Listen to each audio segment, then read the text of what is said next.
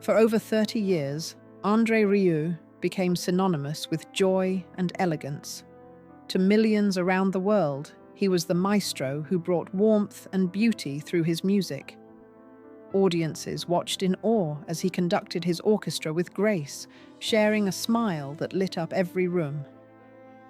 However, beneath the polished exterior lay a man enduring a private battle, one that the public could never see.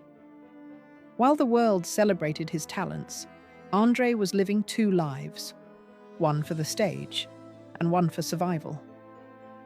Behind the applause was a man coping with childhood trauma, emotional scars, and a constant push to keep going despite physical and emotional exhaustion.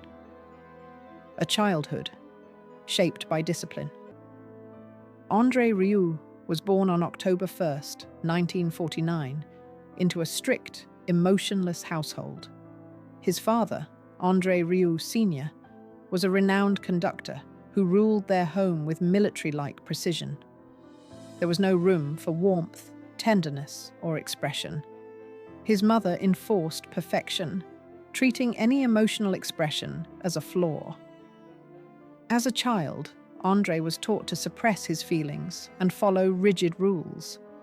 In his later years, he would reflect on this upbringing, admitting that his parents never truly loved him. Instead, he learned to survive in an environment where affection was absent, and music became his sanctuary. The violin was his escape, offering him a space to express himself where words could not. The first glimpse of freedom through music. At just 5 years old, André found solace in music, introduced to the violin by a kind young mentor. Unlike his parents, this teacher encouraged him to feel the music, to listen, and to breathe through every note. For the first time, André experienced what it meant to be truly seen and understood. Music became his refuge, a secret life that allowed him to express the emotions that had been suppressed for so long.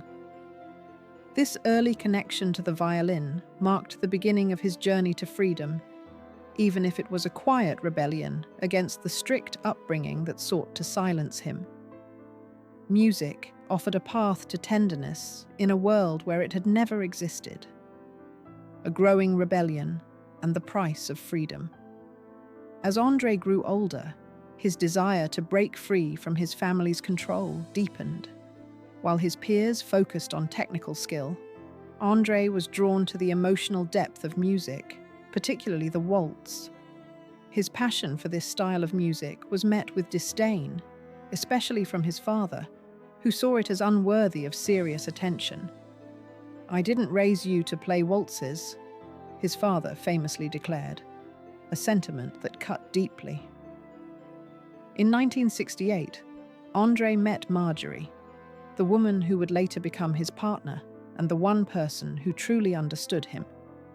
However, their relationship angered his mother, leading to a dramatic confrontation. That night, André walked out, leaving his family behind for good. This moment of independence marked the beginning of André's pursuit of a life that was his own, free from the suffocating expectations of his past. The struggle for artistic expression. In the 1970s, André's musical career began to take shape. He attended the conservatory in Brussels, where the emphasis was on technical proficiency rather than emotional expression. This was a world where perfection was expected, but where the emotional richness of music was often overlooked. André's professors disapproved of his love for the waltz, dismissing it as frivolous. But André was determined to create music that connected with people on a human level. He refused to be confined by traditional boundaries and, in 1978, founded the Maastricht Salon Orchestra. The group's early performances were modest, held in small venues and overlooked by critics. Yet for André, these performances allowed him to show his true self, free from the expectations placed upon him by classical institutions. A turning point. The health crisis.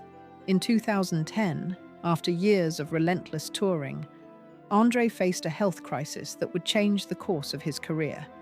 A viral infection attacked his vestibular nerve, disrupting his balance and making it impossible for him to trust his body. As a violinist, this condition was catastrophic.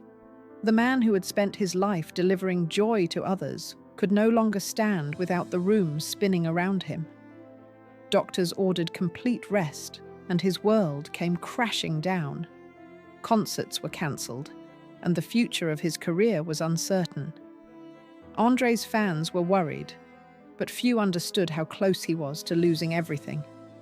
The months that followed were some of the darkest of his life. Yet in his darkest hour, Andre found hope in an unexpected letter from a fan, which offered him a path to recovery. The long road to recovery. After months of searching for a solution, Andre began to follow a set of vestibular exercises recommended by an Australian fan who had experienced the same illness. Slowly, painfully, he regained his balance. Although his health improved, the damage to his equilibrium was permanent, and the risk of relapse remained a constant fear. By 2012, rumors of his recurring vertigo began to circulate, but his management team continued to deny them. The truth, however, was that Andre was now living with a fragile body, one that could no longer withstand the pressures of constant touring. Despite the risks, he kept performing, driven by his love for the music and his loyalty to his orchestra. For Andre, each performance became a gamble, a chance to continue doing what he loved while facing the reality of his fragile health. The loss of a friend and new challenges. In December 2016, Andre faced another devastating blow when his longtime friend and trombonist, RDE Merckx, passed away suddenly. RDE had been a constant presence in Andre's life, both on and off the stage.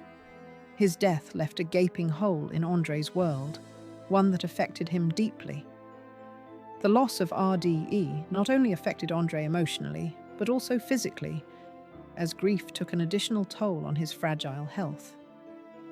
Though he returned to the stage, his performances were never the same. The music carried a new weight, a subtle silence that spoke volumes about the grief he was carrying. But, as always, the show had to go on. By 2019, Andre was back to his demanding touring schedule, but his body was no longer able to endure the relentless pace he had once set. The turning point, Pierre's role in Andre's survival. In 2024, during a tour in Mexico, Andre's body finally gave out. After a series of exhausting concerts, he collapsed backstage, breathless and disoriented. It became clear that he could no longer continue at the pace he had been living. This crisis marked a turning point, and it was then that his son, Pierre, stepped in to take control of his father's career. No longer would Andre's schedule be dictated by the demands of his empire. Pierre took over the reins, organizing the tours with a focus on Andre's health. Europe-only performances, mandatory rest, and medical supervision became the new standard. Pierre's role shifted from tour manager to Andre's protector, ensuring that his father could continue performing while minimizing the risk to his health. A slower, more controlled pace. As Andre's health continued to decline, his performances were adjusted to accommodate his physical limitations. Each concert required medical clearance, and Pierre carefully controlled the pace of each show. Hydration schedules, heart rate checks, and oxygen availability became part of every performance. The carefree, jet-setting lifestyle that once defined Andre's career was now replaced with a more deliberate, cautious approach. Though the audience still saw the familiar bow and the smile, only those closest to Andre understood the true cost behind each performance. Pierre's protective role was crucial in ensuring that Andre could continue playing without risking his life, even if it meant a slower pace. The question of one final tour. As Andre continues to perform, the question remains: should he attempt one final world tour or slow down completely to protect his health? At 75, André's legacy has already been cemented, but the future is uncertain. His body has limits, but his spirit remains strong. Every note he plays is a victory, a testament to the resilience of a man who has spent his life living two lives, one for the world and one for survival. The choice now lies with André. Should he pursue one last tour, or should he let the curtain fall on his career and enjoy the quieter life he has earned? What do you think? Should André continue to tour, or is it time for him to slow down and enjoy the rest of his life?